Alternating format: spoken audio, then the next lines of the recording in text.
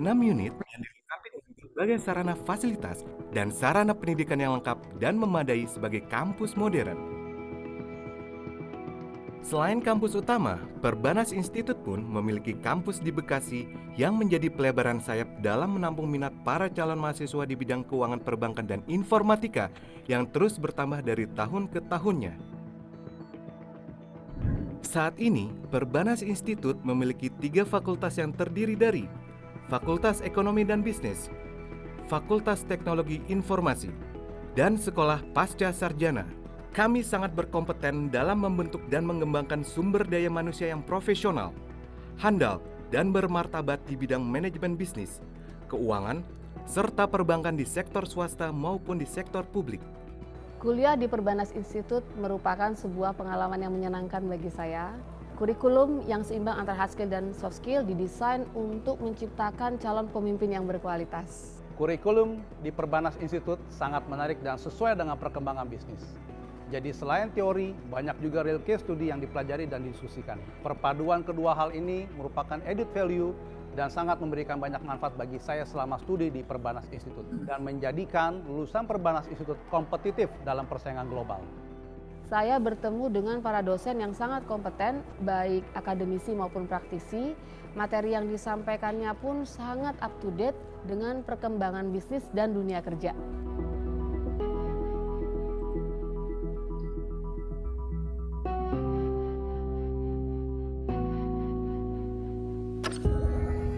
Dengan kurikulum yang mengadopsi konsep link and match dengan kebutuhan industri sehingga dapat menghasilkan sumber daya manusia yang profesional dan handal. Hal ini tentunya akan membantu mengeskalasi jenjang karir dan jejaring kerja yang saya miliki. Lokasi Perbanas Institute yang sangat strategis, yaitu berada di segitiga emas, memberikan kesempatan bagi saya untuk kuliah tanpa harus meninggalkan pekerjaan. Perbanas Institute adalah perguruan tinggi pilihan utama bagi the next leaders, para calon mahasiswa diploma, sarjana, dan pasca sarjana di bidang perbankan, keuangan, serta informatika. Perbanas Institute, envision your future today.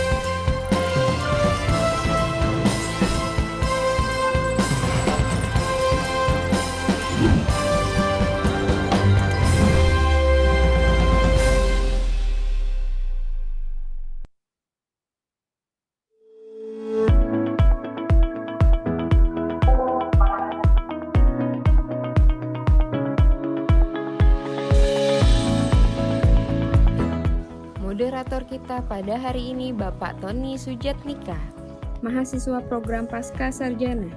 Saat ini beliau sedang menempuh program Magister Manajemen di Perbanas Institute. Beliau meraih gelar sarjana di Universitas Padjadjaran Bandung. Saat ini beliau merupakan Branch Collection and Workout Head PT Bank Tabungan Negara Persero Tbk. Pada tahun 2019, beliau merupakan Branch Collection and Workout PT Bank Tabungan Negara Persero Tbk. Tahun 2018, beliau merupakan Relationship Manager Monitoring and Restructuring Relationship Officer 1 PT Bank Tabungan Negara Persero Tbk. Dan pada tahun 2017, beliau merupakan Deputy Branch Manager Supporting PT Bank Tabungan Negara Persero Tbk.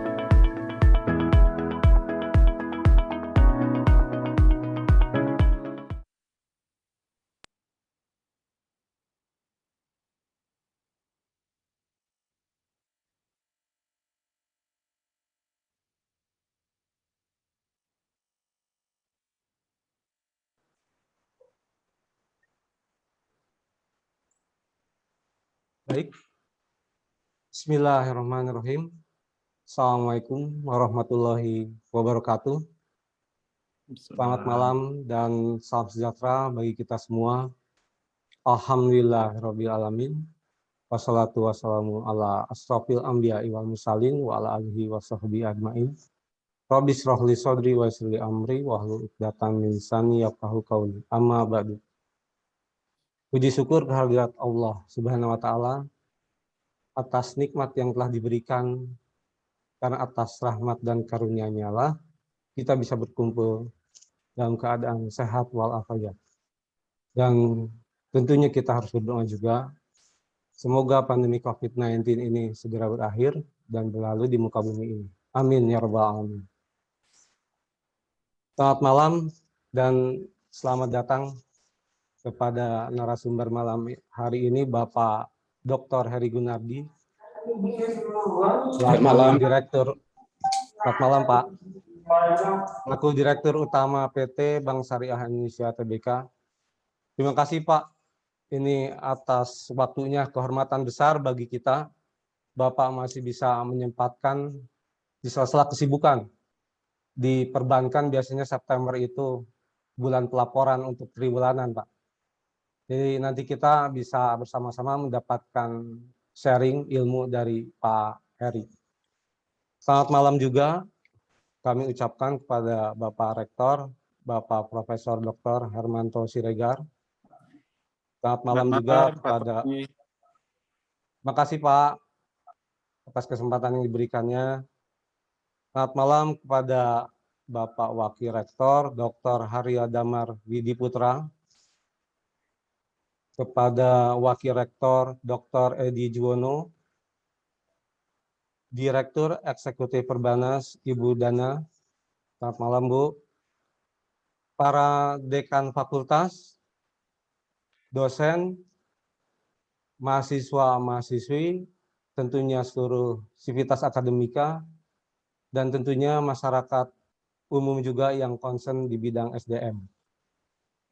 Jadi perlu saya sampaikan bahwa CEO Lectures malam ini memang mengangkat tema yang sangat menarik, yaitu strategi pengembangan SDM syariah dalam mendukung pertumbuhan perbankan syariah. Jadi faktor SDM ini memang sangat penting karena perusahaan bisa survive dan tentunya bisa beradaptasi terhadap perubahan, itu tentu karena faktor SDM di dalamnya.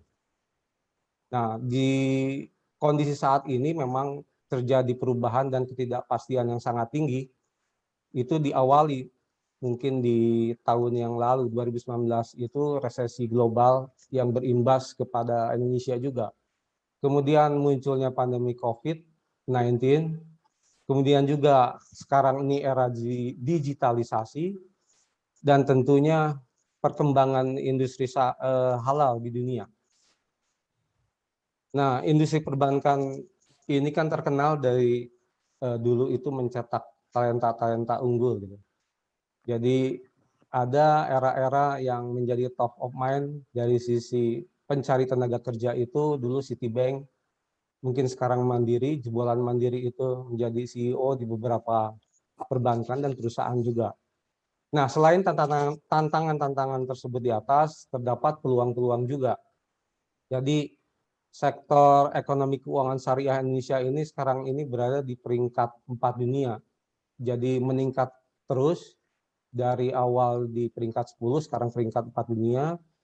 Kemudian juga dari perbankan syariah itu, secara year of year itu, pertumbuhannya stabil, malah lebih baik dibanding konvensional. Kemudian dari sisi market terdapat tren hijrah tanda kutip untuk mencari alternatif selain produk layanan keunggulan di layanan keuangan di konven, tentunya mencari di syariah juga. Karena itu bagaimana pengelolaan SDM dan tentunya strategi dalam menjawab peluang dan tantangan ini, mungkin nanti pada saat isinya dari Pak Heri itu bisa disampaikan. Selanjutnya kita simak sambutan dari Bapak Rektor kita pada malam hari ini. Kepada Pak Hermanto dipersilakan. Silakan Pak.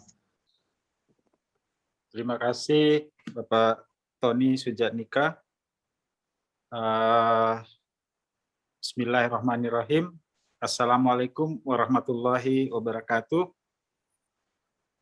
Salam sejahtera buat kita semua. Yang kami hormati Bapak Dr. Heri Gunardi, Direktur Utama Bank Syariah Indonesia TBK, merupakan pembicara atau narasumber kita malam ini, beserta pejabat-pejabat Bank BSI yang berkesempatan hadir. Yang kami hormati juga Bapak Ibu pengurus Perbanas yang bisa menghadiri, Ibu Dana, Direktur Eksekutif Perbanas, Pak Harya, Pak Edi, Wakil Rektor di Perbanas Institut, serta para dekan,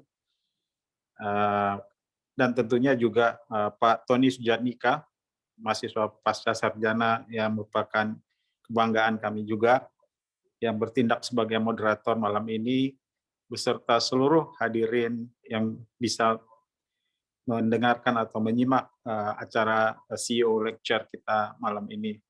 Puji syukur kehadirat Allah Subhanahu wa Ta'ala atas karunia-Nya kita bisa ikut serta berpartisipasi menggali ilmu dari Bapak Dr. Heri Gunardi yang sudah malang melintang berada di industri atau sektor perbankan ini dan sekarang sebagai Direktur Utama di PT Bank Syariah Indonesia TBK. Seperti disampaikan moderator barusan, pengembangan SDM adalah faktor yang sangat penting untuk menopang kemajuan daripada sektor perbankan. Utamanya malam ini kita membahas perbankan syariah. Dan kalau kita perhatikan memang berbagai bentuk teknologi digital ya berkembang sangat cepat, mengharuskan berbagai pelatihan, berbagai peningkatan kapasitas sumber daya manusia itu menjadi suatu keniscayaan.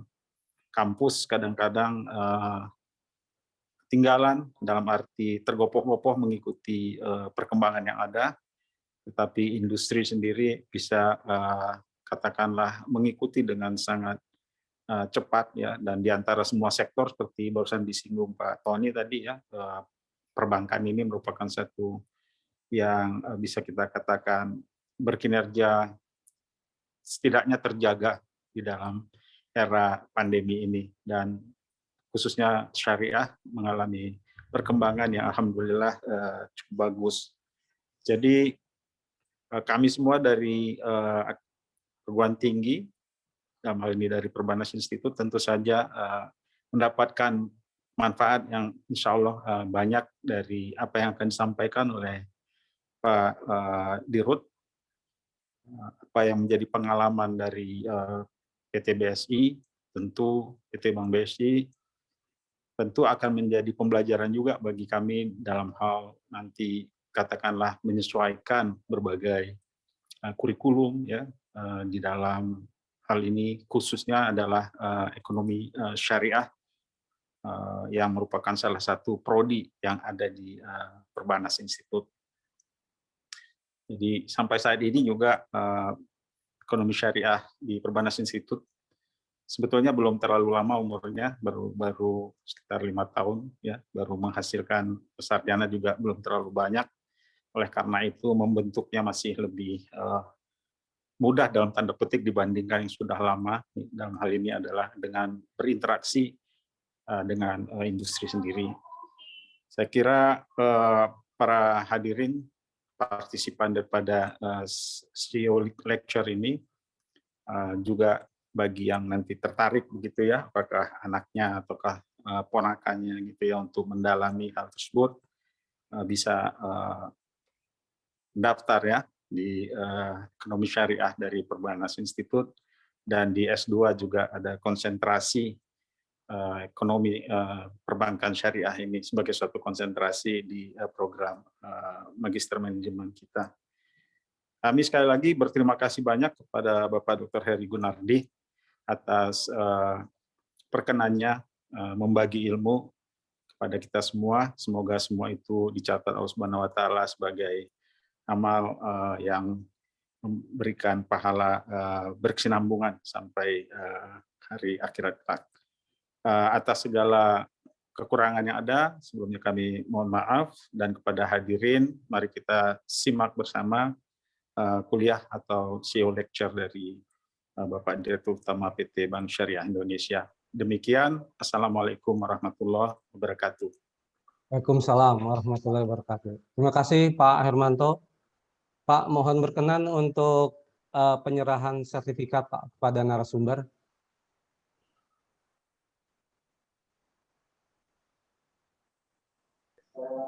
Dengan hormat kami menyerahkan sertifikat sebagai narasumber kepada Bapak Dr. Heri Gunardi. Mohon dapat diterima dengan baik, Bapak. Terima kasih. Terima kasih Pak Rektor atas sertifikatnya. Terima kasih banyak.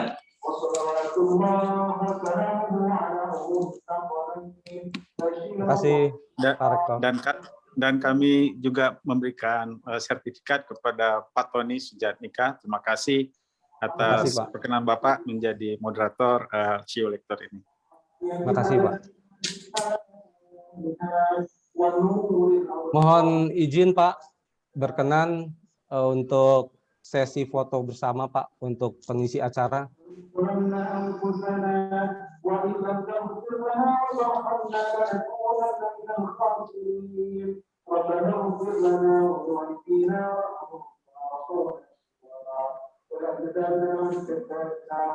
Sudah dari host.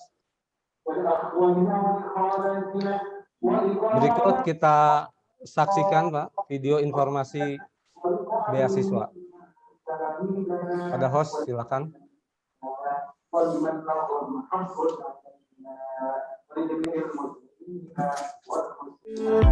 Saat ini Perbanas Institut membuka kesempatan untuk bergabung sebagai Sivitas Akademika Perbanas Institut tahun ajaran 2021-2022 untuk program reguler, kelas lanjutan, dan pasca sarjana. Pada tahun ajaran ini, kami memberikan beasiswa bagi masing-masing program yang ada, yaitu program reguler yang terdiri dari program studi S1 Akuntansi, S1 Manajemen, S1 Ekonomi Syariah, S1 Teknik Informatika, dan S1 Sistem Informasi, serta D3 Akuntansi Perpajakan dan D3 Keuangan Perbankan. Banyak beasiswa yang kami tawarkan seperti beasiswa prestasi akademik, beasiswa Kartu Indonesia Pintar, beasiswa atlet, beasiswa anak karyawan bank, beasiswa alumni, dan beasiswa lainnya dengan nilai mencapai 100%. Program kelas lanjutan yang terdiri dari program studi S1 Akuntansi, S1 Manajemen, S1 Ekonomi Syariah, dan S1 Sistem Informasi yang menawarkan beasiswa bagi karyawan bank anggota Perbanas dan lulusan terbaik dengan nilai mencapai 25%. Program Pasca Sarjana yang terdiri dari program Magister Akuntansi, Magister Manajemen, dan program Profesi Akuntansi menawarkan beasiswa bagi karyawan bank anggota Perbanas dengan nilai mencapai 25%.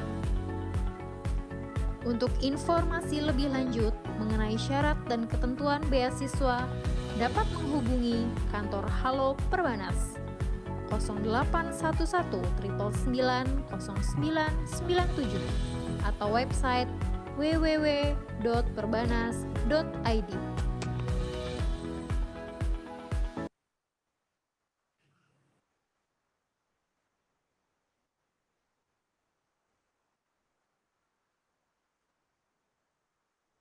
Terima kasih, host. Berikut, sebelum paparan dari Pak Heri, kami akan bacakan terlebih dahulu CV singkat dari beliau. baik dengan segudang pengalaman dan aktivitas. Saya bacakan secara singkat. Riwayat pendidikan beliau Doctor of Business Management dari Pajajaran University, kemudian MBA Finance and Accounting dari Oregon, kemudian Bachelor of Business Administration dari Universitas 17 Agustus. Kemudian 3 pekerjaan jabatan beliau, Head of Project Management Office Merger State, kemudian CEO Bank Syariah Mandiri, kemudian sampai dengan saat ini CEO Bank Syariah Indonesia Tbk. Kemudian aktif di asosiasi sebagai Ketua Asosiasi Bank Syariah Indonesia, Bendahara Masyarakat Ekonomi Syariah. Kepada Pak Heri, dipersilahkan waktu untuk pemaparan, Pak. Mungkin izin Pak, disampaikan waktu untuk pemaparan sekitar 30 menit, Pak. Kemudian nanti sesi tanya jawabnya 20 menit.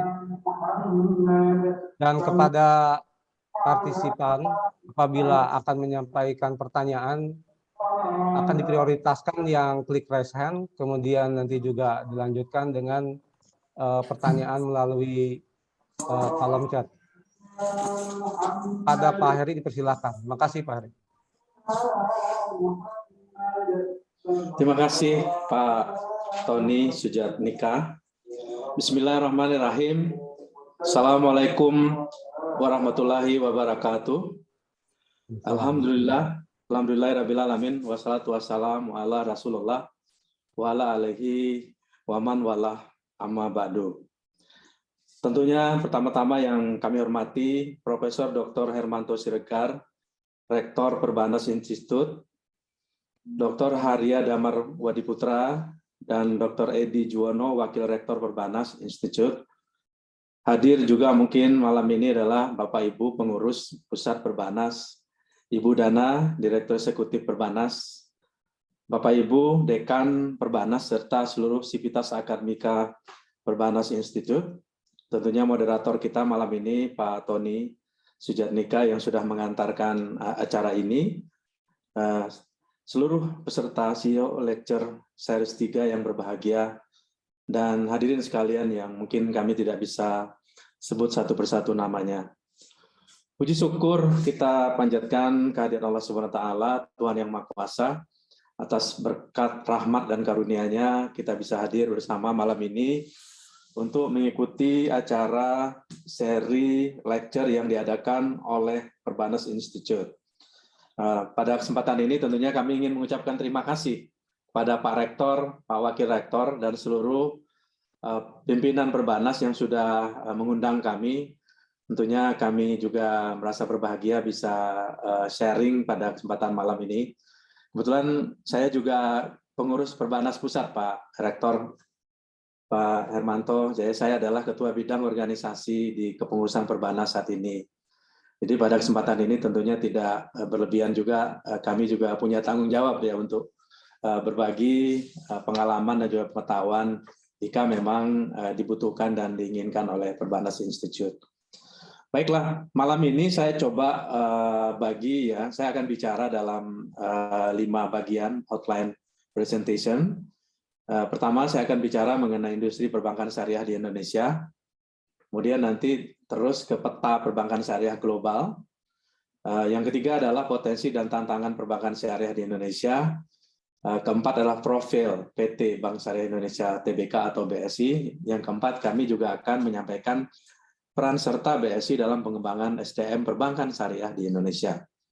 Baiklah, sebelum menuju ke topik utama, tentunya kami ingin sedikit menyampaikan bahwa pengantar untuk memahami, ya mungkin Bapak dan Ibu sekalian sebagian sudah paham tentang perbankan syariah. Jadi kami ingin meng-highlight bahwa perbedaan perbankan syariah dengan perbankan konvensional, tentunya kalau kita lihat di slide bagian sebelah kiri, transaksi bisnis ya didasarkan pada hukum syariah dan selalu berbasis underlying transaction. Kemudian transaksi menghindari spekulasi atau disingkat disebut dengan masyir.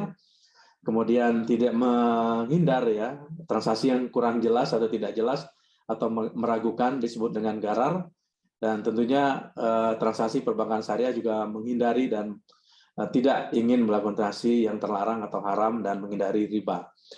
Di bagian kanan tentunya kita juga melihat bahwa dari fungsi dan kegiatan perbankan syariah lebih luas spektrumnya, karena di syariah kita bisa menjalankan gadai misalnya, cicil emas, ya, kemudian leasing, ya, dan itu tidak dimiliki oleh fungsi intermediasi dan juga jasa layanan yang ada di perbankan konvensional. Landasan hukum tentunya sama ya, hanya di syariah ditambah dengan hukum Islam dan fatwa. Struktur pengawas lebih agak banyak ya, karena di konvensional itu hanya mengenal komisaris, dan di perbankan syariah tentunya kita juga ada tambahan Dewan Pengawas Syariah dan Dewan Syariah Nasional. Pembagian keuntungan di konvensional itu bunga, dan di syariah itu bagi hasil, dan seterusnya. Hubungan antara bank dan nasabah, debitur dan kreditur kalau di konvensional, tapi di syariah kita namakan kemitraan. Ini adalah sekilas ya, apa perbedaan antara konvensional bank dan bank yang dijalankan dengan prinsip syariah. Nah, kami juga ingin menyampaikan snapshot ya, industri perbankan syariah di Indonesia sampai dengan bulan Juni 2021. Bapak dan Ibu serta hadirin ya, mahasiswa Perbanas yang hadir malam ini, memang infrastruktur perbankan syariah saat ini sudah lumayan baik dibandingkan dengan 10 tahun yang lalu. Ada 12 bank umum syariah yang disingkat dengan BUS, BSI adalah salah satunya. Kemudian perbankan syariah juga memiliki 20 unit usaha syariah atau UUS, artinya bank yang masih ada belum di spin off, maksudnya ada di bagian dari bank induknya. Contohnya adalah BTN, mungkin tempat di mana Pak Tony bekerja, di sana ada UUS BTN Syariah. Kemudian ada 163 Bank Perkreditan Rakyat Syariah atau BPRS. Saat ini industri perbankan syariah mempekerjakan lebih dari 61.706 karyawan ya, yang tersebar tentunya di seluruh pelosok, memiliki 3.061 outlet, dan melayani nasabah dengan ATM sebesar 3.748 ATM. Dari sisi indikator keuangan perbankan syariah, total aset di pada posisi bulan Juni 2021 yang lalu sebesar hampir 632 triliun rupiah aset. Dari sisi pembiayaan lebih kecil ya, sebetulnya perbankan syariah ini lebih liquid juga ya, sama dengan perbankan saat ini secara umum, karena DPK-nya lebih tinggi dari pembiayaan. Pembiayaan sebesar 405,3 triliun, sementara di sisi DPK sebesar 501,4 triliun. Nah, tentunya yang menarik ya, di tengah kondisi yang kita hadapi saat ini, memang saat ini kita namakan kondisi sulit ya, menghadapi pandemi COVID-19 sejak tahun lalu, hampir lebih dari setahun setengah kita mengalami hambatan di mana pergerakan manusia dibatasi, karena kita tetap memilih bahwa kesehatan itu diutamakan, tentunya akan mengorbankan pertumbuhan ekonomi. Nah, di sini Bapak Ibu bisa lihat bahwa di tengah kondisi ekonomi yang menantang, alhamdulillah perbankan syariah lebih menunjukkan daya tahan atau lebih resilient.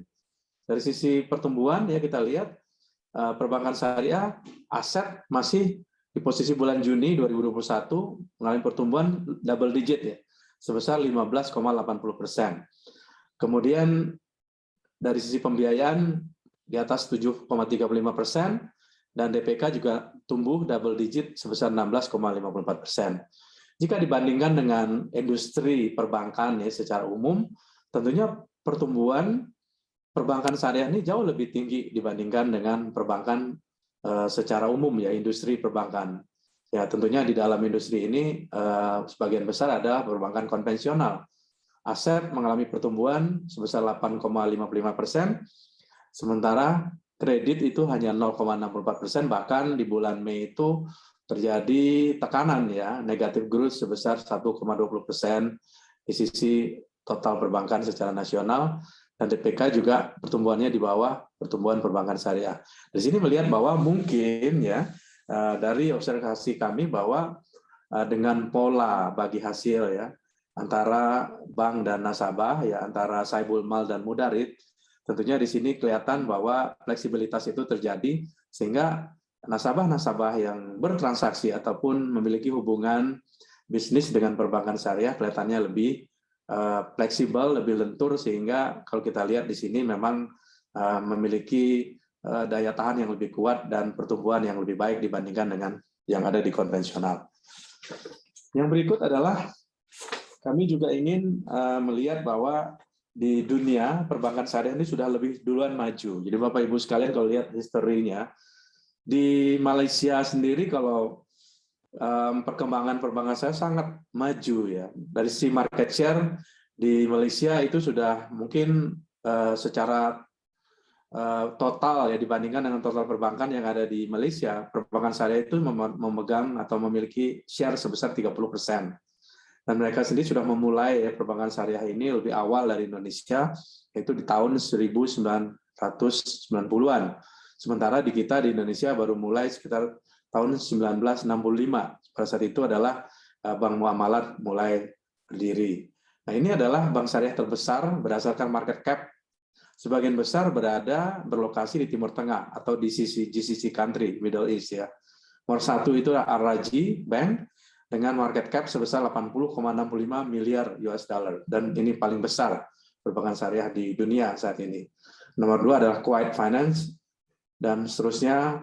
Nah, Bank Syariah Indonesia sendiri belum masuk dalam liga ini. Jadi kalau kita lihat market cap BSI sekarang hanya 6,4 miliar US dollar, tentunya punya peluang ya nanti satu hari akan berada di liga top 10 perbankan syariah yang ada di dunia. Kalau kita lihat market share ya, bank syariah global, tentunya ini didominasi oleh 3 negara, yaitu Iran, Saudi Arabia, dan Malaysia. Kita memang melihat bahwa Indonesia secara total bank syariah yang ada, itu sekitar 32, nggak terlalu banyak beda dibandingkan Malaysia yang hanya memiliki 36.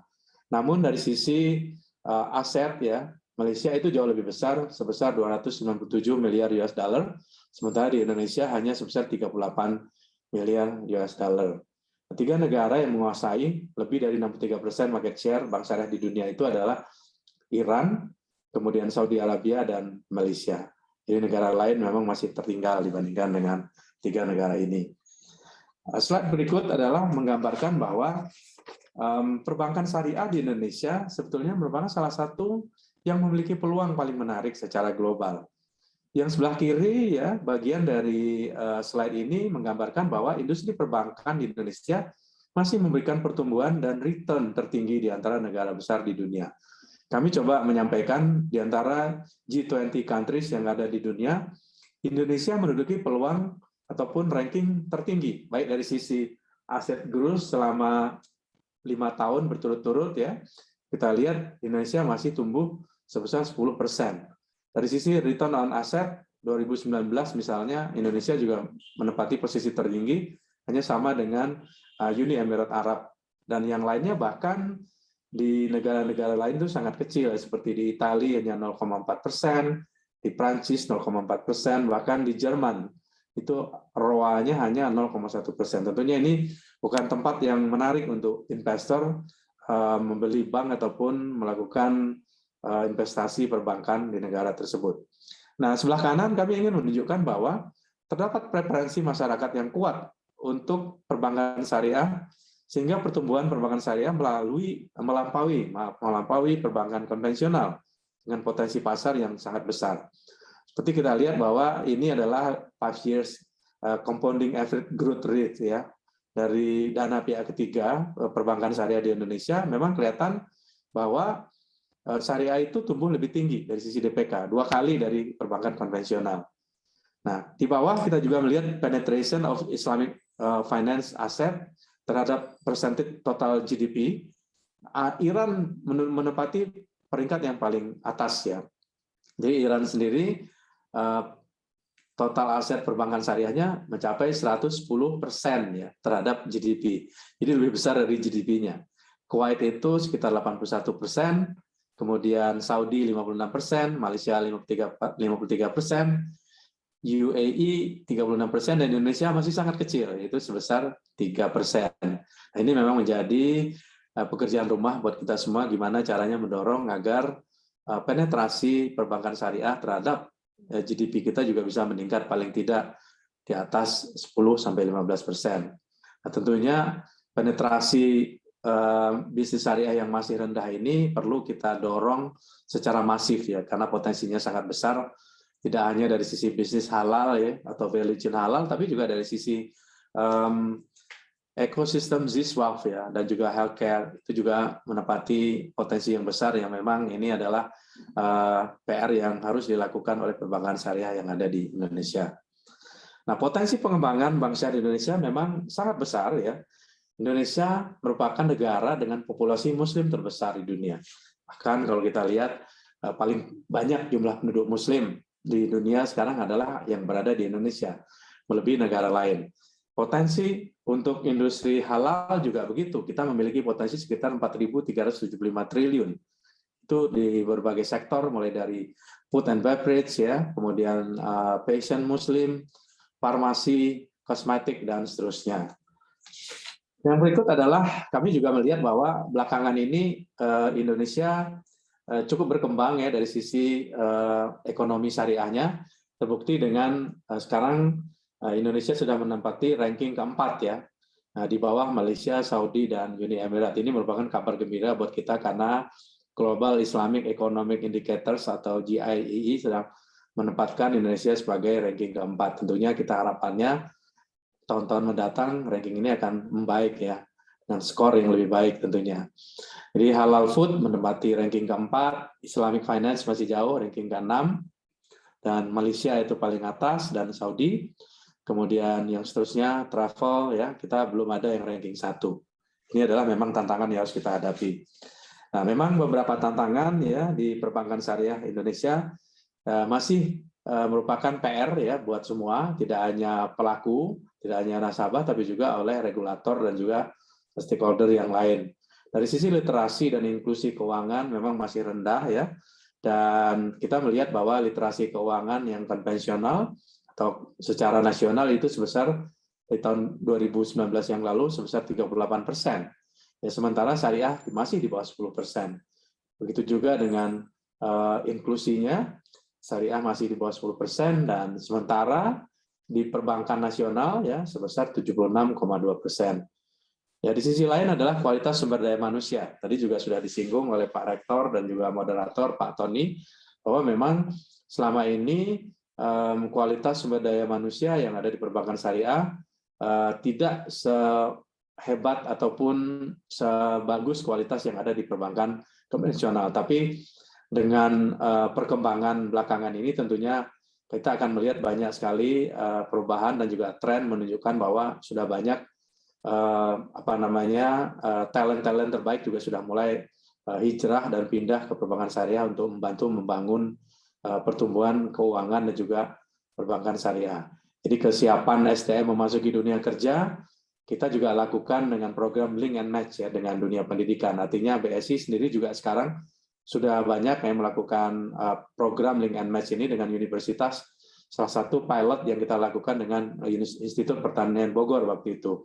Nanti kami akan share di belakang. Dari sisi penguatan teknologi dan digital channel juga, belum banyak industri perbankan syariah yang melakukan investasi yang serius. Tapi saat ini tentunya ini merupakan keniscayaan karena digital tidak bisa dihindar. Ini merupakan tantangan yang memang harus dimanage dengan baik. Yang terakhir adalah risk management ya, risk management framework, risk tool belum sebaik apa yang ada di konvensional. Nah, ini juga akan terus diperbaiki agar perbankan syariah bisa juga menjadi bisnis yang kompetitif dan juga lebih well managed di masa yang akan datang. Nah, sedikit kami juga ingin menyampaikan visi Bank Syariah Indonesia ya, kami ingin menjadi top 10 bank syariah global berdasarkan kapitalisasi pasar dalam waktu 5 tahun ke depan. Jadi kalau tadi kami melihat bahwa market cap kami sekarang sekitar 6,4 billion US dollar, rasanya bukan satu hal yang sulit ya buat BSI bisa masuk ke dalam liga ini dalam waktu 3 atau 4 tahun ke depan. Kemudian kami juga memiliki misi Pertama adalah memberikan akses solusi keuangan syariah di Indonesia. Mungkin kami ingin ya melayani paling tidak di atas 30 juta nasabah, menjadi bank nomor 5 berdasarkan aset di tahun 2025 nanti. Jadi bank yang besar, memiliki nilai terbaik bagi para pemegang saham, tentunya ini diukur dari ROI di atas 18% dalam 5 tahun ke depan, dan valuasi dari share price kami adalah paling tidak price to book value-nya di atas 2 kali. Dan yang terakhir, nah ini yang menarik adalah kami ingin menjadi perusahaan pilihan dan kebanggaan para talenta terbaik di Indonesia. Jadi juga harapan mungkin alumni dari universitas terbaik, termasuk Perbanas misalnya, jika ingin mengembangkan profesionalisme dan juga ingin berkarya, ya tentunya bisa memilih BSI sebagai salah satu tempat untuk kerja. Next slide ya. Nah, value proposition dari BSI ini adalah BSI ingin menjadi bank yang universal, terbuka, inklusif, ya tidak eksklusif, menyambut baik siapapun yang ingin menjadi nasabah agar menjangkau lebih banyak masyarakat di tanah air. Memaksimalkan teknologi dan digital, bank yang tentunya diharapkan diminati generasi milenial. Kemudian kami sangat berharap juga untuk lebih banyak mengakuisisi generasi yang lebih muda. Kemudian bank yang kompetitif, ya memenuhi kebutuhan semua segmen. Jadi kenapa BSI dipilih oleh nasabah? Bukan karena BSI itu adalah milik pemerintah, bukan karena BSI adalah bank saja, tapi justru masyarakat ataupun nasabah memilih BSI karena dari sisi produk yang kompetitif, dari sisi layanan yang bagus, ya, yang bersaing, dan juga dari sisi pricing yang juga kompetitif dibandingkan dengan peer group yang ada di market. Dan kami berupaya membangun brand yang kuat, ya, dan ini sangat beda dari asal legasinya dulu. Branding BSI ini branding yang memang sangat inovatif, ya, dari color-nya lebih lean, ya. Kemudian ini lebih dekat dengan kaum milenial. Dari sisi kita desain wall sign, mobil kelilingnya, mobile banking, dan juga Pilot Send, ini adalah memang pakemnya keluar, ya. Sangat keluar, sangat jauh dari legasinya dulu, yaitu BSM, BENIS, dan BRIS. Ini harapannya memang nanti bisa menjadi salah satu pilihan bagi para milenial, tidak hanya sebagai customer, tapi juga nanti sebagai calon karyawan BSI di masa yang akan datang. Nah, merger ini memang membawa posisi strategis buat BSI. Bank nomor 7 saat ini di Indonesia dari sisi aset, tentunya dream kita tadi ingin terus meningkat menjadi lebih baik di masa-masa yang akan datang. Total aset saat ini sekitar 247,3 triliun, DPK 216 triliun, pembiayaan lebih dari 161 triliun. Kami sekarang karyawan kurang lebih 19.000 dengan customer base ataupun nasabah sekitar 15 juta. Ya, merger juga membawa dampak bahwa harga saham, kode sahamnya adalah BRIS, ya, itu mengalami pertumbuhan yang sangat signifikan. Bapak dan Ibu dilihat di sini bahwa pada saat BRIS dulu itu adalah salah satu legasinya BSI, yaitu Bank Rakyat BRI Syariah. Pada saat IPO harga saham 510 pada 16 September 2021 itu sudah meningkat lebih dari 322%. Market capitalization juga begitu, dari 4,9 triliun saat ini market cap BSI sebesar 87,54 triliun, sudah digolongkan sebagai large market capitalization di Indonesia. Price to book value udah lebih jauh, ya, dari 1 meningkat menjadi 4,30, dan ini adalah sangat baik, ya, dilihat dari mata investors, ya. Alhamdulillah juga setelah 5 bulan merger memang kita lihat bahwa BSI terus menunjukkan kinerja yang baik, ya. Kami tidak bacakan kinerja ini, tapi paling tidak bahwa dari semua parameter aset, pembiayaan, dan pihak ketiga, NPF juga menurun, cash coverage untuk cadangan CKPN juga sangat tinggi, ya, membaik, dan laba bersih juga meningkat lebih dari 34%. Dan kami juga tentunya mengembrace, ya, perkembangan digital. Saat ini 95% transaksi keuangan di BSI sudah menggunakan e-channel, ya, tentunya termasuk ATM, ya, mobile banking, dan seterusnya. Hanya 5% transaksi yang dilakukan melalui cabang, ya, tradisional distribution model kita. Dan BSI juga mengadopsi, kami sebetulnya mengadopsi model bionic banking, yaitu konsep layanan perbankan yang men-shifting beberapa layanan digital ke mobile banking. Di samping kami juga masih melayani tersedianya layanan cabang. Jadi nanti semua layanan yang sifatnya sederhana, simple ya, tidak kompleks itu didorong ke mobile. Sementara yang kompleks yang membutuhkan advisory, butuhkan penjelasan ya, dan beresiko tentunya tetap nasabah akan dilayani di cabang. Dan inovasi BSI Mobile menghadirkan Beyond Banking Services ya. Ini kita punya BSI Mobile saat ini, dan kita value proposition-nya adalah tentunya akan digunakan untuk transaksi keuangan, sosial dan spiritual. Keuangan tentunya seperti transfer, overbooking, payment semua ada di BSI Mobile, dan bisa membuka rekening yang melalui online onboarding dengan KYC biometrik ya, dengan selfie wajah. Kemudian yang sosial ini adalah untuk siswa, bisa untuk membayar zakat, infak, fitrah dan lain-lain. Kemudian yang sosial, spiritual adalah bisa menunjukkan tempat sholat ya. Kemudian bisa digunakan juga untuk menunjukkan waktu sholat dan berbagai parameter spiritual lainnya. Nah, yang berikut adalah ini kita masuk ke strategi pengelolaan SDM ya. BSI menjadi sebagai pilihan utama tentu tempat bekerja ini merupakan misi yang ingin kita ataupun strategi yang kita usung ya untuk pengelolaan SDM. Agar BSI menjadi pilihan utama tempat bekerja hingga kita mendapatkan talent-talent terbaik di market. Kemudian kedua, membentuk insan BSI yang produktif, kompetitif, dan berkualitas. Dan yang ketiga adalah insan BSI yang memiliki level of engagement yang tinggi. Jadi kita dari sisi visi ini menjadi perusahaan pilihan dan kebanggaan talenta terbaik Indonesia. Jadi bekerja di BSI tentunya adalah satu kebanggaan ya, bukan terpaksa. Misi kami tentunya membangun fondasi human capital untuk menjadi bank syariah top 10 di kancah global. Kemudian juga mengakselerasi human capital sebagai bankir syariah yang unggul dan profesional. Nah, strategi sudah kami sampaikan tadi, dan penunjang tentunya ada budaya kerja dan leadership. Kemudian human capital information system yang tentunya memberikan banyak kemudahan kepada para karyawan. Roadmap ya, pengembangan atau pengelolaan SDM 2021 sampai 2024 nanti kami sudah masukkan dalam roadmap. Di tahun ini tentunya kita membangun fondasi, establish ya, DNA dari BSI.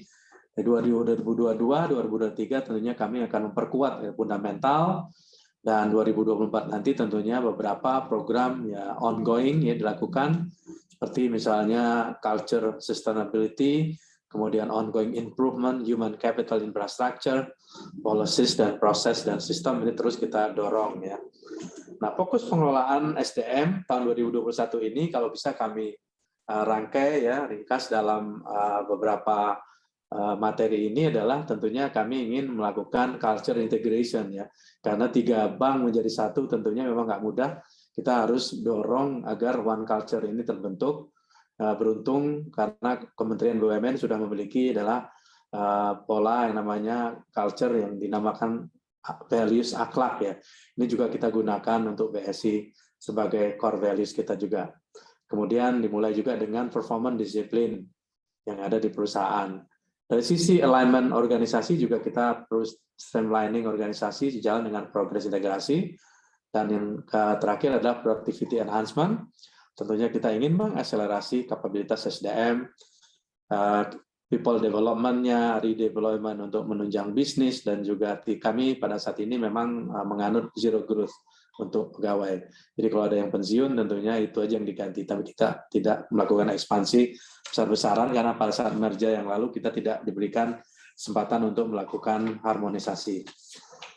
Dan berikut adalah pengelolaan SDM berdasarkan pada siklus kepegawaian. Jadi kalau Bapak Ibu lihat ya dari nomor yang ada di sini, kita mulai dari organization development dulu, kemudian yang kedua adalah workforce fulfillment, tentunya dari organisasi tadi kita juga mencari talent-talent terbaik untuk mengisi posisi, kemudian kita membangun culture, kemudian learning development ya, tentunya karyawan yang sudah terima itu kita develop ya, mereka yang ada di dalam, diisi dengan performance management, reward dan reward strategy, kemudian talent management, yang terakhir adalah employee relation.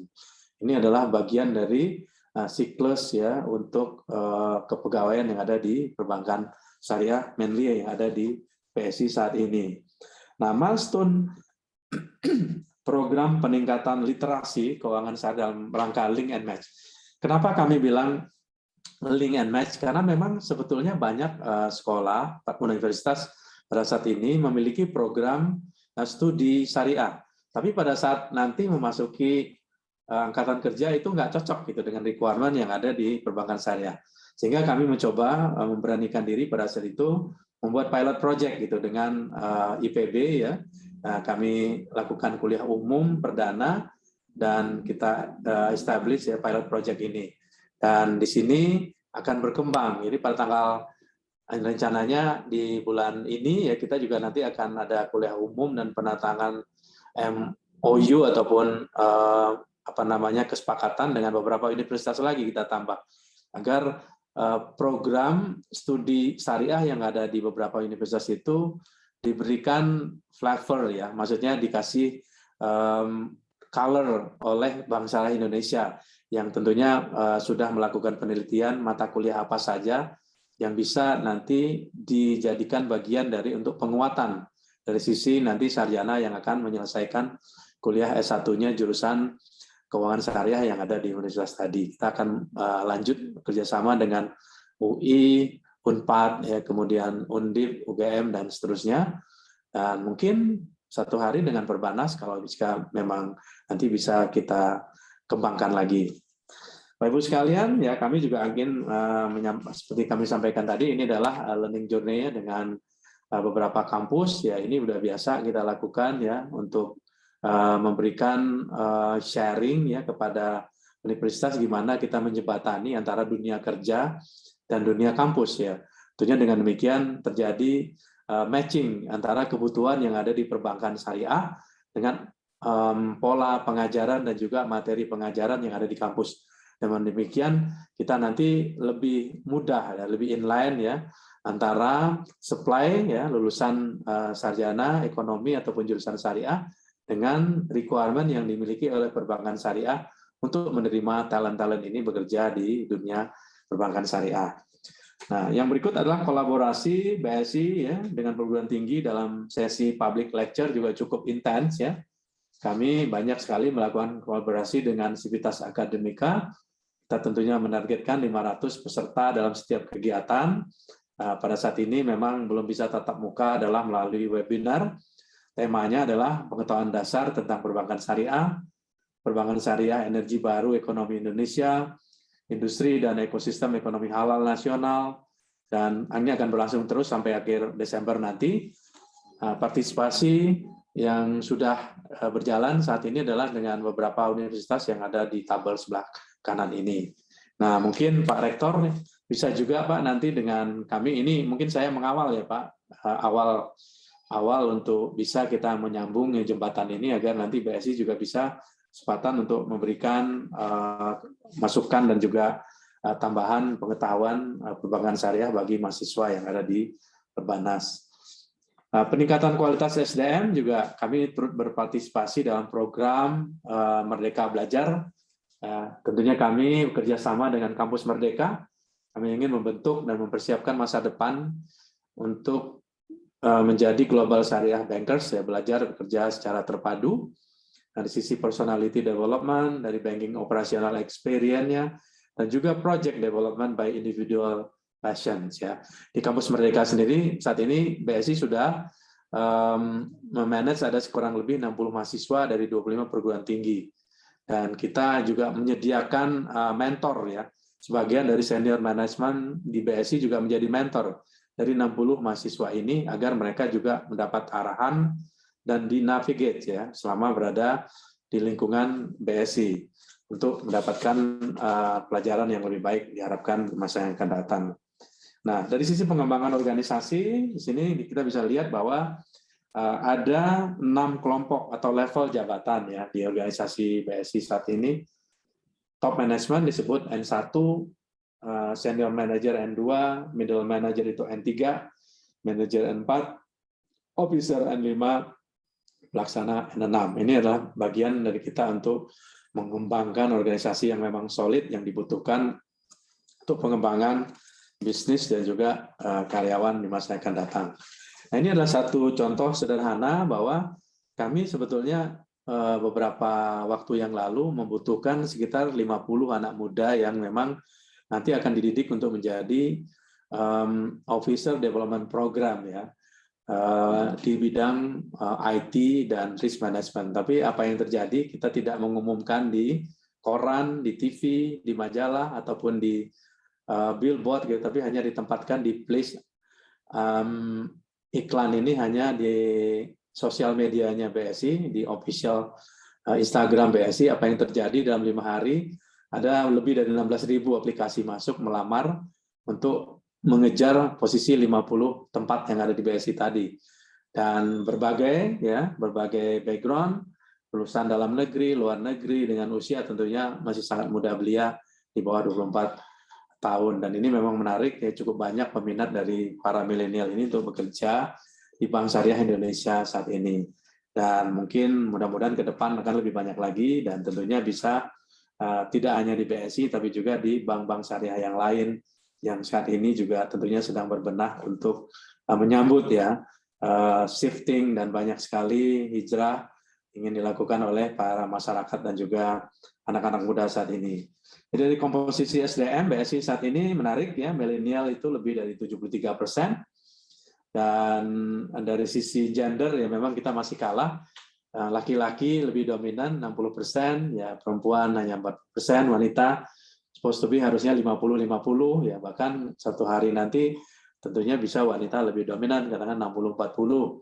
Dari sisi pendidikan, doktor atau S3 ada 9 orang, S2 sekitar 758 orang, S1 lebih dari 16.000, banyak pendidikan dasarnya adalah S1, ada juga diploma, dan SMA juga masih ada sekitar 59 orang ya. Dan core values yang kami miliki adalah ini, kami share di sini bahwa BSI One Culture dengan core value adalah akhlak.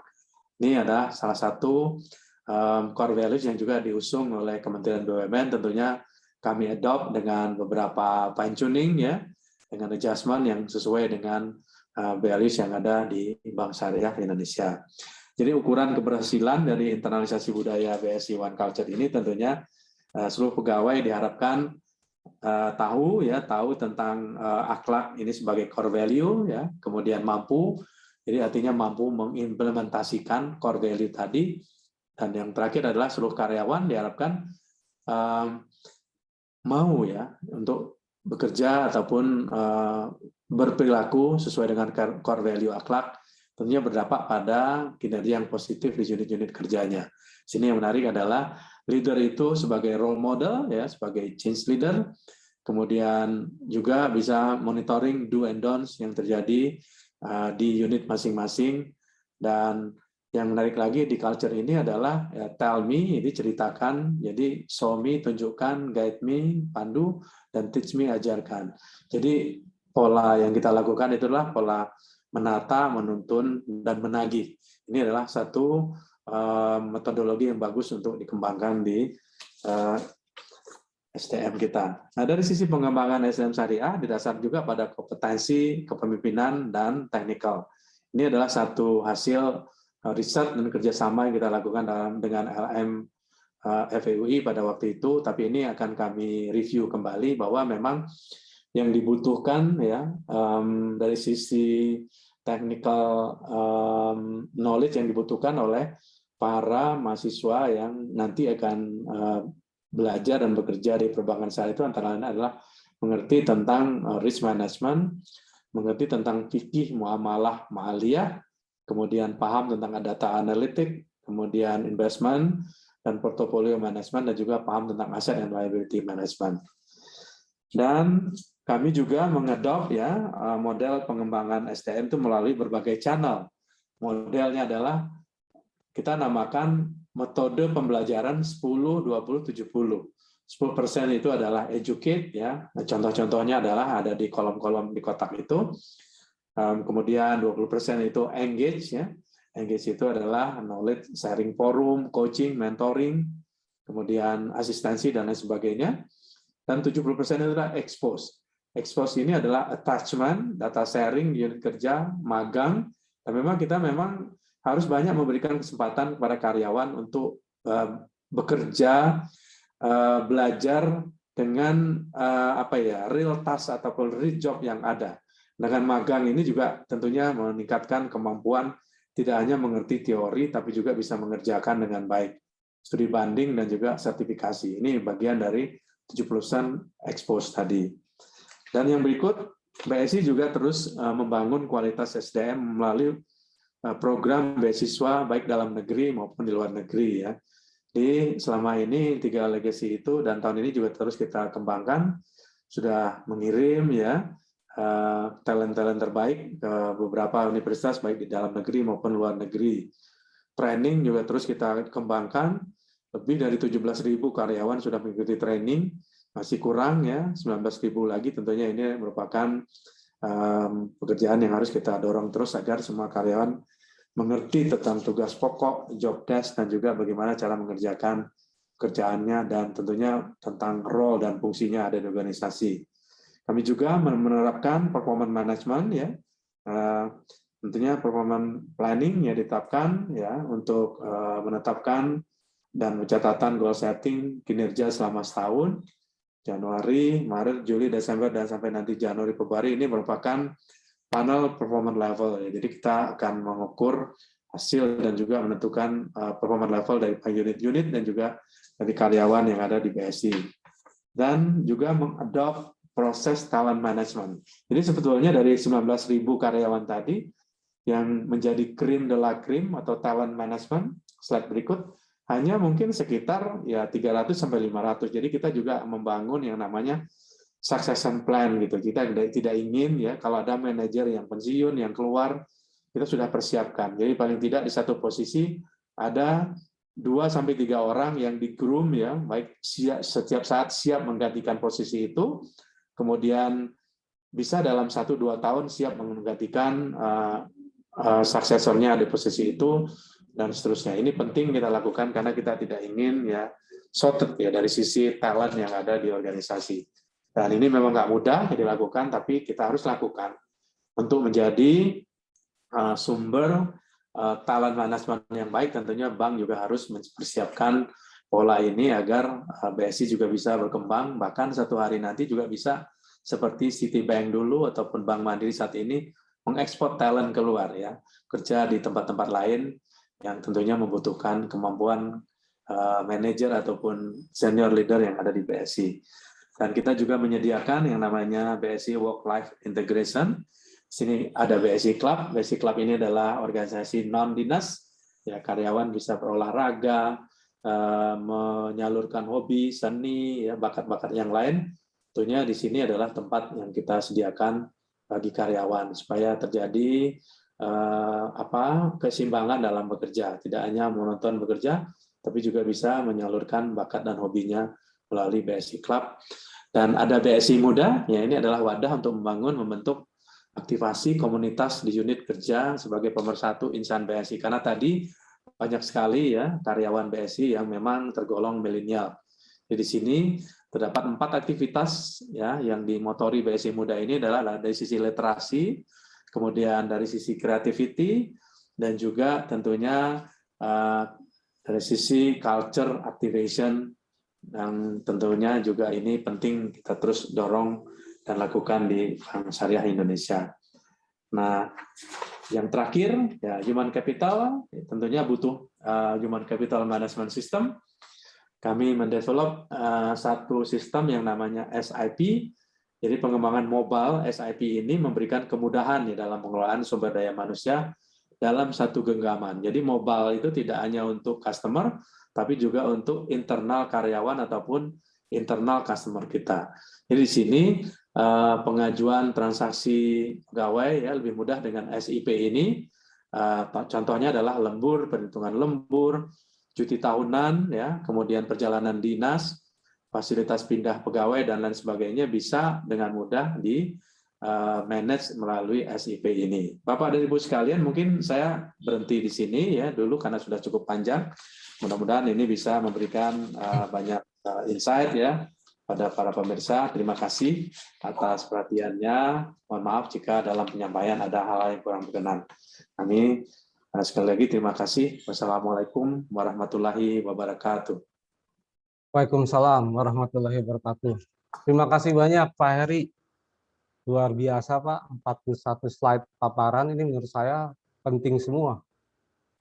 Kita susah mau mencatat mana yang penting. Jadi nanti mungkin ada sesi tanya jawab Pak. Kita sudah ada masuk, sudah disaring oleh panitia, namun sebelumnya kita saksikan dulu Pak video BSI Pak.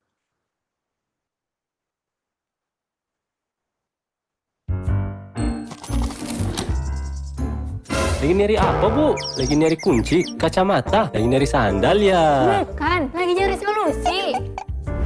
Oh, solusi. Di sini tempatnya. Butuh dana untuk berbagai keperluan? Solusinya BSI Gade Emas. Taksiran emas tinggi, biaya ringan, proses cepat. BSI Gade Emas, solusi dana mudah, cepat, dan aman. Bisa di BSI Mobile juga. Bank Syariah Indonesia.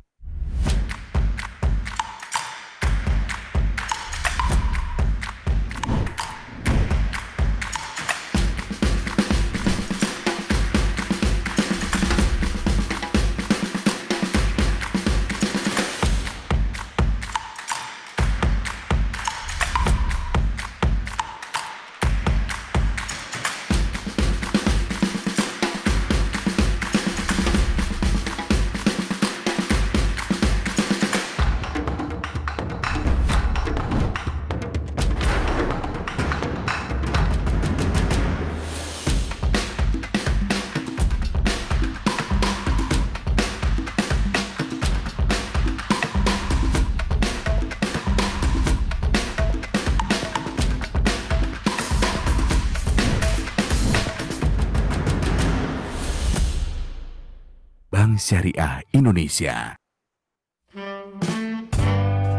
Mau buka rekening, Kak? Iya, di cewek ngapain? Buka rekening online sekarang lebih mudah, tinggal selfie dan rekening pun jadi.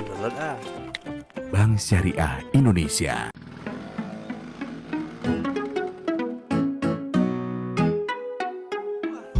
Naik cicilan rumah tinggi sekali. Naik cicilan rumah tinggi sekali. Naik cicilan rumah, hobi jadi mengalah. Cara mudah punya rumah, hobi nggak ngalah. BSI Griasi Muda. Ekstra tenor, ekstra plafon, cicilan pasti. Anak muda jadi bisa punya rumah. Bank Syariah Indonesia. Oke, baik. Terima kasih. Perlu saya sampaikan kembali bahwa panitia menyediakan door prize bagi penanya dan akan dihubungi nanti oleh panitia pada akhir sesi. Baik, seperti yang saya sampaikan tadi, akan kami prioritaskan terlebih dahulu untuk yang raise hand. Yang pertama di sini ada Bapak Arif Kusuma. Silakan Pak Arif untuk langsung saja. Ya, terima kasih Pak Tony Sujatnika. Terima kasih Pak Heri Gunadi atas paparannya yang begitu menarik. Saya cuma mungkin menyoroti dari sisi SDM nih Pak. Jadi untuk set the context Pak, mengenai produktivitas SDM kita nih Pak, secara umum. Jadi memang kalau saya perhatikan dan saya amati Pak ya, dan saya juga mungkin akan come up dengan data bahwa produktivitas per pekerja itu masih relatively rendah, misalnya dibandingkan dengan dalam hal ini Malaysia dan Singapura. Jadi sebagai ilustrasi angka saja Pak, produktivitas per pekerja kita ini Indonesia nih Pak ya, itu outputnya itu senilai 23.400 US dollar. Sedangkan Malaysia sendiri 54.400 dan ini sangat jauh dibandingkan dengan Singapura yang outputnya itu per pekerja itu 149.000 US dollar Pak.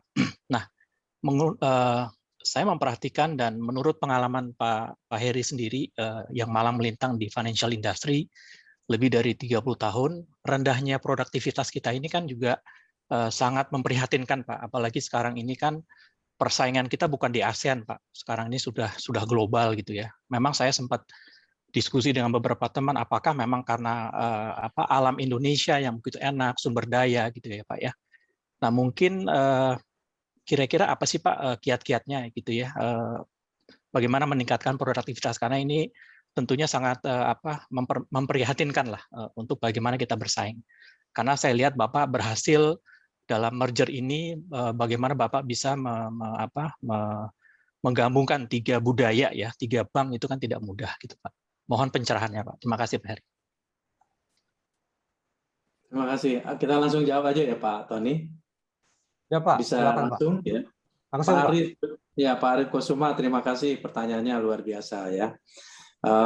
Saya rasa apa yang disampaikan Pak Arif tadi, observasinya, pengamatannya bahwa memang kalau mau bicara produktivitas Indonesia terutama dibandingkan dengan negara tetangga, Malaysia dan juga Singapura, tentunya kita jauh ketinggalan ya. Jadi kalau di perbankan sendiri juga tentunya juga ini sama ya. Yang menarik kami observasi, kami lihat itu adalah pertama tentunya dari skill ya. Jadi skill, kemampuan tadi, knowledge, product knowledge dan juga banking knowledge itu memang kita harus mengasah lebih optimal lagi. Itu tidak semua ya, tapi mungkin di layering-layering yang middle ke bawah itu kita kalah. Jadi bekerjanya mungkin karena knowledge-nya kurang tajam, sehingga bekerjanya tidak bisa terlalu cepat. Kemudian yang kedua adalah dari sisi bisnis proses ya. Bisnis proses kita banyak sekali, Indonesia ya tentunya padat karya, senangnya padat karya. Banyak orang itu bagus, tapi sebetulnya enggak begitu. Ada hal-hal yang memang bisnis proses re-engineering itu memang dibutuhkan di organisasi. Tidak hanya di perbankan ya, tapi juga organisasi lain, di perusahaan, di korporasi itu perlu dilakukan. Karena pada dasarnya setelah organisasi itu berkembang ya, contohnya misalnya BSI. BSI saat ini merger ya, tapi tentu banyak redundant kan tugas-tugas dan juga job yang ada di situ. Memang sayangnya kami memang tidak boleh melakukan rasionalisasi karena dalam kondisi sulit ini. Jadi waktu pada saat Mandiri dulu, saya juga di tim merger di Mandiri tahun 99-2000, kita waktu itu melakukan rasionalisasi dari sekitar berapa ya waktu itu sekitar 15 ribuan ya kali karyawan saat itu, kurang banyak jadi 10.000 aja ya, kita 5.000 itu adalah ditawarkan paket. Nah di sisi lain ya tentunya dengan sedikit jumlah manusianya produktivitas itu akan meningkat karena outputnya tinggi, orangnya sedikit. Kemudian yang kedua adalah tentunya bisnis proses tadi. Kalau hal-hal yang bisa dilakukan secara otomasi ataupun by mesin atau digital, misalnya di sisi operation misalnya. Operation itu di mana-mana perbankan itu banyak sekali manusia, padat karya. Sebenarnya banyak sekali proses-proses yang bisa diotomasi. Misalnya bank garansi, trade finance ya. Dan nggak perlu banyak orang yang memproses itu, tapi kita bisa gunakan mesin. Loan factory misalnya. Loan factory misalnya bisa digunakan ya, jadi kita bisa bikin mesin di belakangnya, bahkan bank global seperti HSBC misalnya, mereka loan factory-nya ada di Shanghai, padahal perbankannya menyebar ya, front end-nya ada di seluruh dunia, ada yang London, ada yang Jakarta, ada yang di Dubai ya, mereka factory-nya ada di Shanghai. Jadi tidak menutup kemungkinan dengan dunia yang semakin mengglobal, dengan kemampuan teknologi yang semakin baik, tentunya cara kita membangun bisnis model yang tadi yang efisien, yang solid ya, menggunakan digital ataupun mesin teknologi sebagai pendukung. Nah, ini akan ke depan akan meningkatkan kemampuan dan juga productivity ya dari karyawan-karyawan yang ada di perbankan.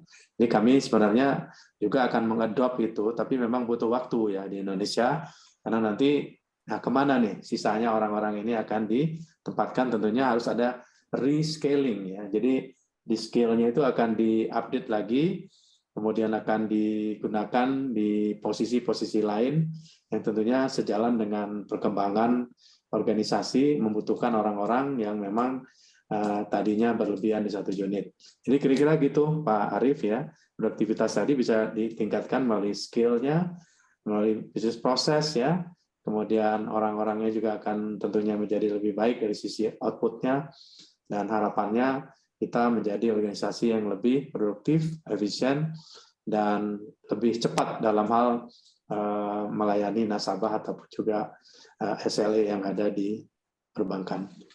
Gitu Pak, terima kasih Pak Tony.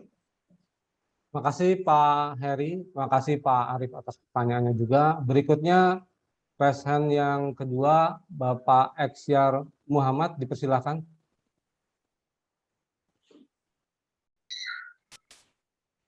Assalamualaikum warahmatullahi wabarakatuh. Waalaikumsalam warahmatullahi wabarakatuh. Terima kasih sebelumnya kepada Bapak Tony dan Bapak Heri Gunardi. Perkenalkan, saya Muhammad Bagus Satrio Ibowo dari S1 Ekonomi Syariah Perbanas Institute. Saya ingin bertanya bahwa visi BSI ini adalah salah satunya ingin melayani lebih dari 30 juta nasabah di tahun 2025.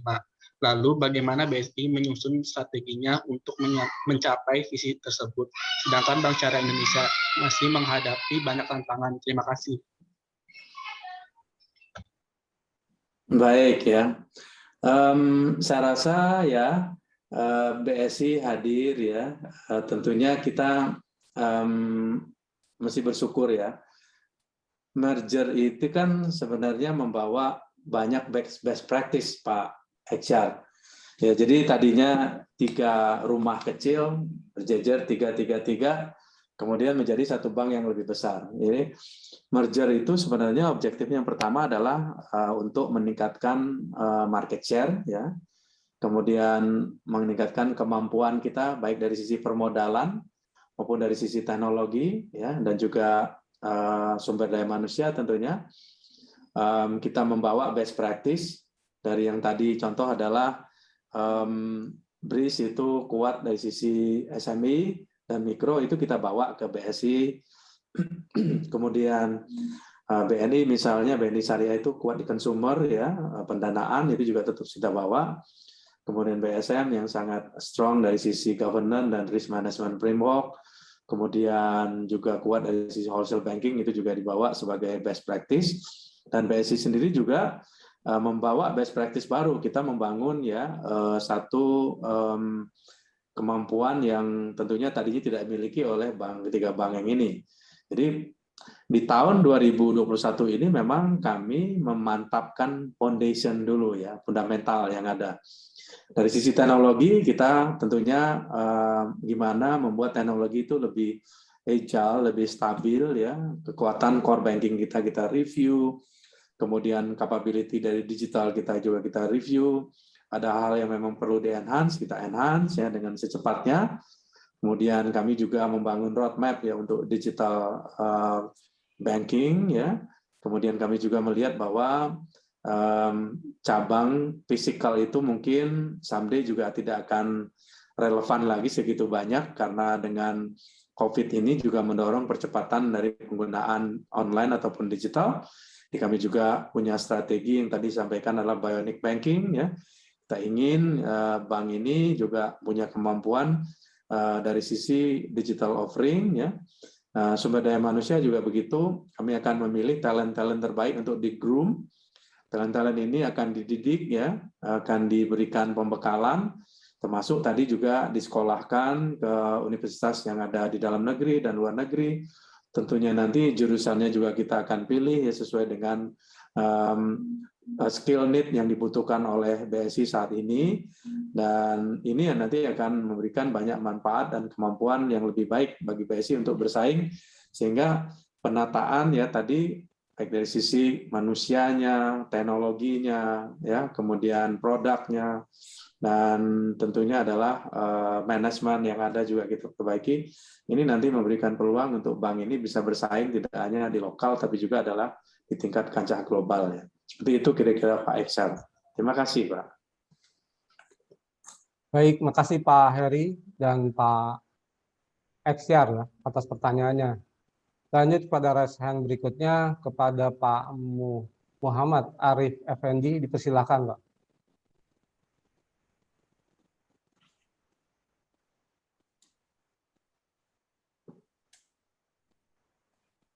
Assalamualaikum, terima kasih Pak Tony sama Pak Heri. Pak Heri, kebetulan saya penulis buku GCG dan pengamat GCG Pak ya. Saya ingin menyoroti gini Pak, belum tentu bank syariah itu tidak ada fraud Pak ya. Karena pengalaman beberapa bank syariah ada beberapa yang melakukan fraud. Bagaimana untuk mencegah terjadinya fraud di BSI itu terutama penerapan prinsip GCG-nya Pak. Dulu mungkin sebelum bergabung BSI sudah ada GCG Pak ya. Untuk sekarang ini bagaimana penerapan prinsip GCG di BSI? Terus apakah ada program reward and punishment Pak? Karena reward punishment penting Pak ya. Masa yang berprestasi dikasih reward, kemudian yang punya kesalahan atau yang kecurangan dan lain bisa dikasih punishment. Mungkin itu saja Pak. Terima kasih Pak. Saya juga dosen di Perbanas Pak. Terima kasih. Assalamualaikum. Waalaikumsalam warahmatullahi wabarakatuh. Terima kasih Pak Muhammad Arif Effendi pertanyaannya. Tentunya setiap organisasi terutama perbankan ya pasti dilengkapi Pak dengan perangkat good corporate governance ya GCG, terdiri dari risk management ya, compliance dan governance yang bagus ya. Nah, kita bangun ya framework untuk menjaga perjalanan dari Bank Syariah Indonesia. Nah, untuk fraud ya kan macam-macam Pak. Kita mulai dari awal dulu, awal tahun itu tentunya ada penandatanganan fakta integritas ya. Jadi setiap orang itu diharapkan punya awareness ya, untuk menjadi orang yang baik gitu. Sebagai bankir ya kita ini kan mengelola bisnis kepercayaan yang diberikan oleh masyarakat, oleh nasabah. Jadi setiap bankir itu harus beretikat baik, harus beretitude baik, dan harus menjaga kepercayaan yang ada dari nasabah dan masyarakat. Awal tahun menandatangani fakta integritas. Kemudian kedua, tentunya good governance framework itu diterapkan ya di perbankan syariah, ya di Bank Syariah Indonesia. Kemudian dari sisi fraud, yang namanya fraud tidak hanya di bank konvensional, Pak, syariah juga tetap aja ada fraud gitu ya. Itu yang Bapak sampaikan. Namanya manusia kan rambut masih sama, mungkin kelakuan juga bisa sama juga gitu. Jadi tetap ada fraud. Nah, gimana caranya? Tentunya kita membangun dual control yang bagus gitu ya. Jadi artinya tidak memberikan authority yang berlebihan kepada satu orang ya. Jadi selalu ada dual control untuk membuat decision ataupun keputusan mesti ada maker dan checker. Itu selalu ada seperti itu. Kemudian kita juga punya sistem yang namanya fraud detection system. Jadi sistem ini bisa melihat transaksi yang sifatnya anomali ya. Anomali itu yang tidak biasa, yang tidak seragam misalnya. Itu akan di sampling oleh sistem tadi ya. Yang fraud detection system ini tentunya embed gitu di dalam sistem atau teknologinya BSI. Nah, kita menerapkan reward and punishment ya bagi karyawan yang memang berprestasi, tentunya rewardnya akan lebih baik. Tapi bagi yang tidak berprestasi dan tentunya merugikan bank, melakukan fraud, tentunya ada hukuman yang setimpal gitu ya. Sanksi yang tegas akan diberikan oleh perusahaan ataupun manajemen. Karena gimana pun juga Pak, fraud itu adalah mesti dicegah dan juga mesti dibasmi. Dan kita juga harus menimbulkan deterrence effect namanya, efek jerah. Kalau itu tidak dihukum, tidak ada punishment, nanti yang lainnya jadi berjamaah. Jadi ikut, ini nggak apa-apa kok katanya. Ini ngambil uang, dikeluis nggak apa-apa, nggak dihukum, nggak dikeluarin gitu ya. Tapi kita tentunya tegas ya, sesuai ketentuan perusahaan, yang melakukan hal-hal yang tidak terpuji, itu akan diberikan sanksi sesuai dengan ketentuan yang ada. Itu Pak Arif Effendi. Terima kasih. Baik, makasih Pak Heri. Makasih juga kepada Pak Arif. Berikut ini masuk Pak di kolom chat dan sudah disaring oleh panitia. Saya bacakan pertanyaan dari Bapak Pradana. Target BSI pada 2025 jadi top 10 Global Syariah Bank. Bagaimana ketertarikan Arab Saudi untuk berinvestasi di BSI? Dan progres pembukaan cabang luar negeri di Middle East. Mungkin satu-satu Pak, itu dulu. Oke ya. Sesuai dengan misi yang kami canangkan bahwa paling tidak di tahun 2025 BSI ini masuk dalam liga top 10 global bank syariah yang ada di dunia. Tadi kami sudah tunjukkan ya di slide itu bahwa kita belum ada satupun bank dari Indonesia, bank syariah yang masuk dalam top 10 bank syariah secara global. Nah, ini dasarnya bukan aset, Pak, ya, bukan laba, bukan pendanaan, tapi dari sisi ukurannya, measurement-nya adalah dari sisi market cap. Market capitalization itu adalah jumlah saham yang dimiliki oleh sebuah bank ataupun korporasi dikali dengan harga saham. Jadi share price gitu. Jadi pada saat ini tadi kalau kita lihat BSI itu dari sisi market cap memang belum masuk ke dalam 10 liga tadi. Kita hanya berada di mungkin urutan 12 atau berapa tadi itu, ada halaman, bentar saya cari dulu. Ya. Oke, jadi mungkin sekitar 6,4 miliar US dollar yang dimiliki saat ini. Ini bukan tidak mungkin ya. Satu hari kalau kita nanti melakukan corporate action ya, dan share kita place lebih banyak ke publik, tentunya kemungkinan share price kita juga akan jauh lebih baik dibandingkan dengan sekarang ya. Dan di sisi lain juga mungkin nanti someday ya, kalau disesuai dengan policy yang ditetapkan oleh pemegang saham dan juga pemerintah, kelihatannya nanti akan ada corporate action, misalnya di tahun yang akan datang akan ada right issue misalnya. Nah, tentunya ini memberikan peluang bahwa lompatan dari sisi market cap bisa akan meningkat lebih besar dari sekarang.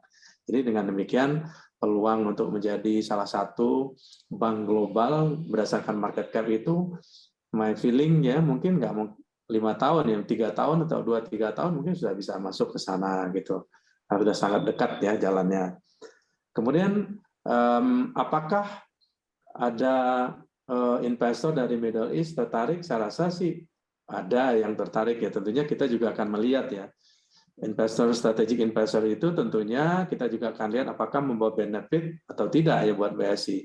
Apakah memberi reciprocal benefit atau tidak ya. Tidak hanya dari sisi mereka jadi investors di kita, tapi juga kita mendapatkan benefit yang ada di negara Middle East di mana asal investor tadi berasal.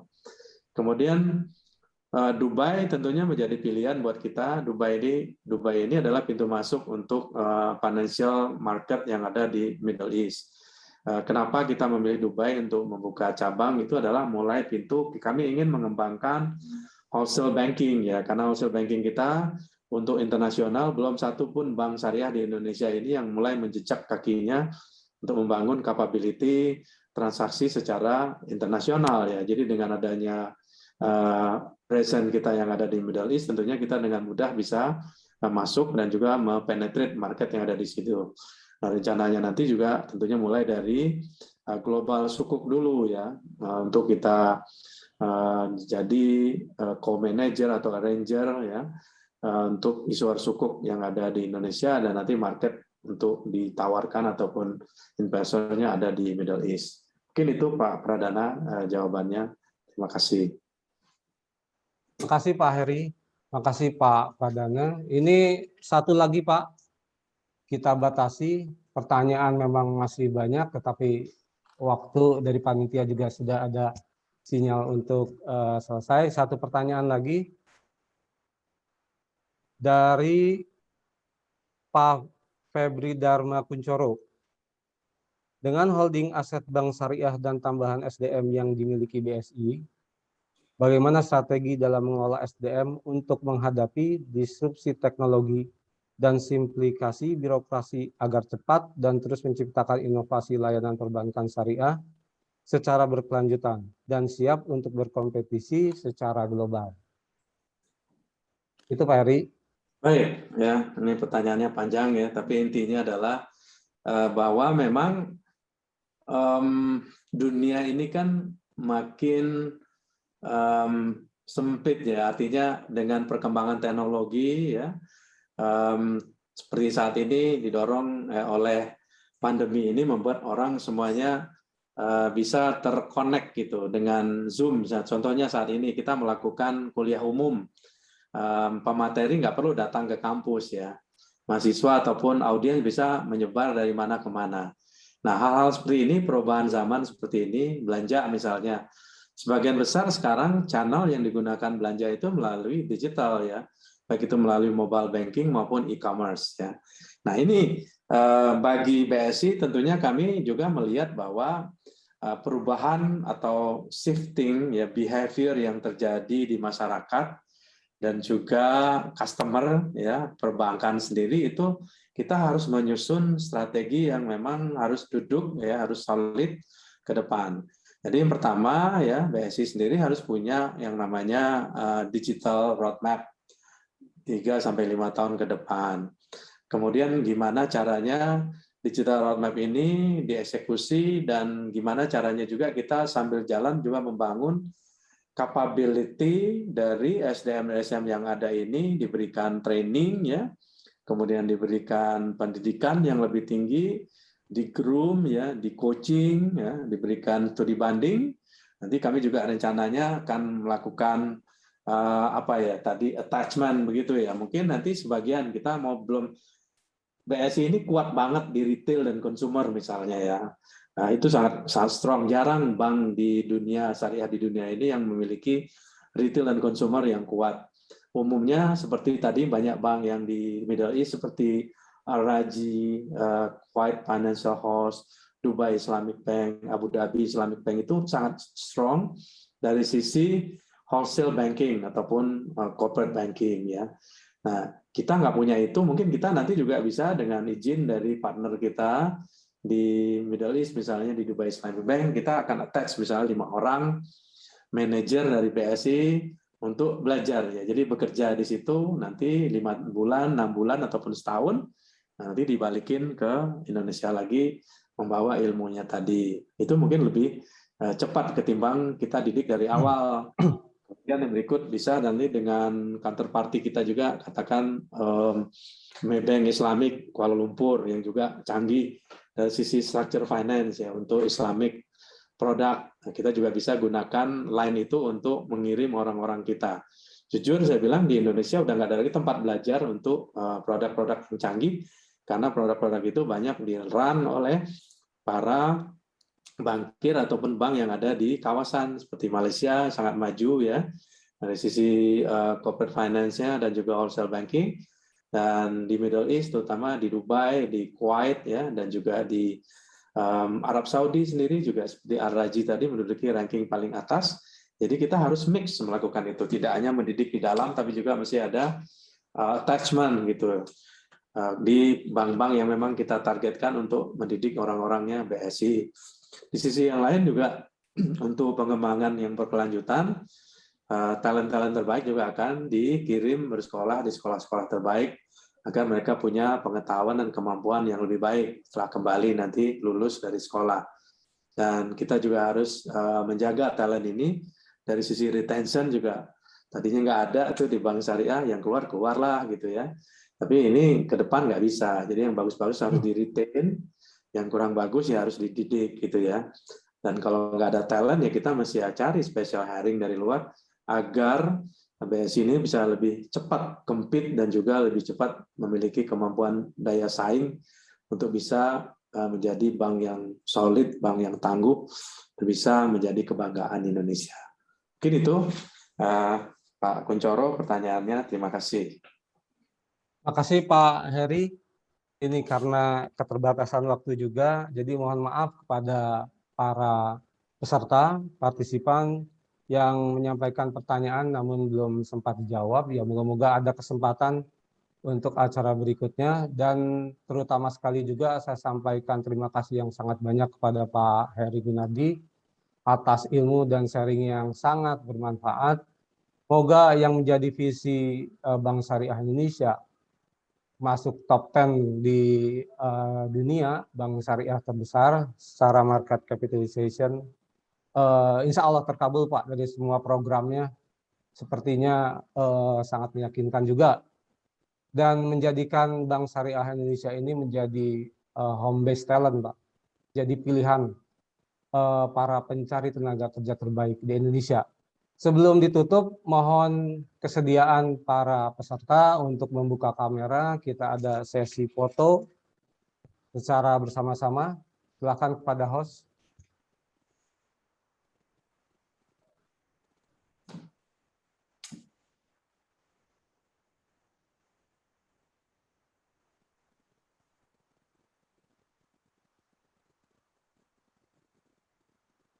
Oke, sudah. Baik, Pak Heri Gunardi, terima kasih atas waktunya.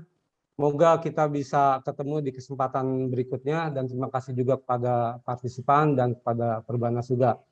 Akhir kata, wassalamualaikum warahmatullahi wabarakatuh. Selamat malam dan salam sehat selalu. Terima kasih. Waalaikumsalam warahmatullahi wabarakatuh. Terima kasih Pak Tony. Terima kasih Pak. Terima kasih Pak. Pak Edi. Terima kasih. Terima kasih semuanya. Sehat selalu Pak Heri. Terima kasih Pak. Terima kasih Pak. Terima kasih.